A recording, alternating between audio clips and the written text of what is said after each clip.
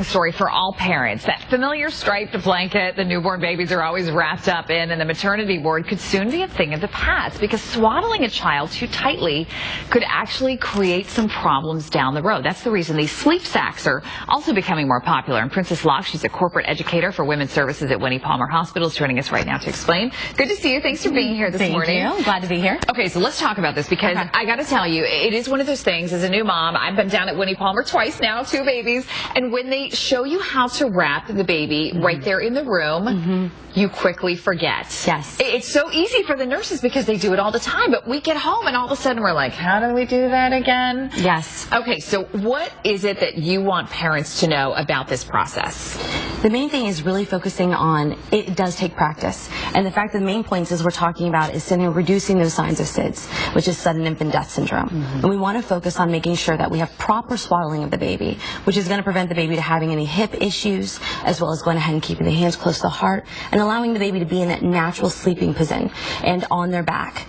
And really focusing on the crib as well, making sure that we don't have all those stuffed animals inside the crib, that we have the baby on a flat surface, and sunny side up, as we call in labor and delivery, but making sure the baby's on its back, looking up. Okay. So that way we prevent those chances of the baby suffocating inside the bed. Right. Because I think the one thing you worry about, especially for a while there, a lot of parents were using the wedges. You know, they would kind of try to wedge the baby one way or the other. What are your thoughts on those? Yes, the American Academy of Pediatrics truly supports, as well as us at Winnie Palmer Orlando Health, is making sure the fact that we keep the baby flat on the back. Okay. This is going to help prevent those opportunities of the baby having this possibility of having sudden infant death syndrome. Right, because once they roll over, they're on that wedge, they move around a little bit, they roll over, you have problems. Okay. Exactly. So, Princess, if you would kind of give us an idea here of what we're talking about. We'll try to zoom in on another camera so we can get an idea. Okay. So, now, this is a large baby, so I'm going to say that first. Right. But the main thing is that we're wanting to allow the baby to be in a normal flex position, so that the baby is nice and relaxed.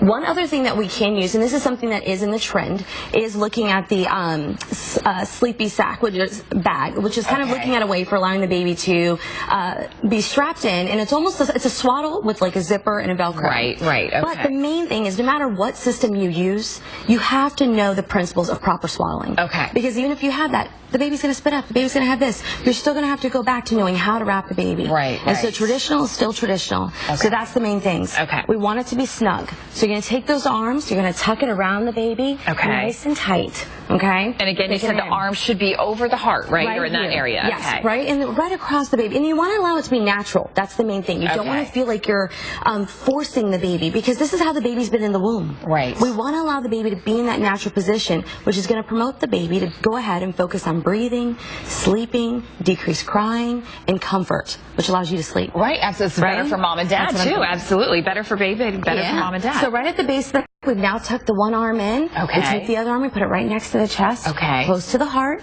and we're going to tuck the other side in. And here's the key. Okay. With improper swaddling, what's happened is that people are making the legs stay straight out, which is very unnatural to the baby, because once again, it's used to being all flexed inside the womb. Right. Okay. So you want to allow, key things you can do is sitting there either tickling the bottom of the baby's feet to cause the baby to retract them, or once again, just sitting there. A lot of times, just naturally, the baby will go ahead and flex its legs.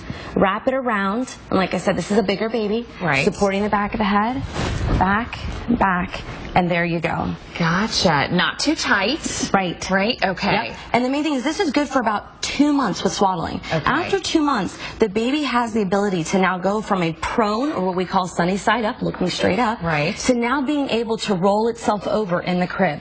So obviously you can know the risk that can occur would be obviously that suffocation. Okay. So the bumpers, the toys, the blankets, co-bed sleeping, all can be risks that now can put this baby at risk for suffocation. So simple measures of just doing proper traditional swaddling will really help and going ahead and reducing the chances of SIDS. Well, and obviously all babies develop at different rates too, so it's just really being aware of your baby. I mean, because your baby might be able to roll over even sooner than that, or much later, but you just have to be aware, don't you? So important. All right. Exactly right. And if folks have any questions about this, I know you guys do a lot of training, right? I mean, they can always come and ask. Yes, we have maternal education as well as support. We start from day one, from the day you're admitted until the day you go home, promoting discharge and education, because we can give you the tools, but you've got to be able to apply them at home. Absolutely. Absolutely. And that's the main thing. So that's why we're here. We're constantly just reiterating. We have the newborn channel. We're sitting there having people coming around from lactation, all the support, because breastfeeding is highly promoted as well.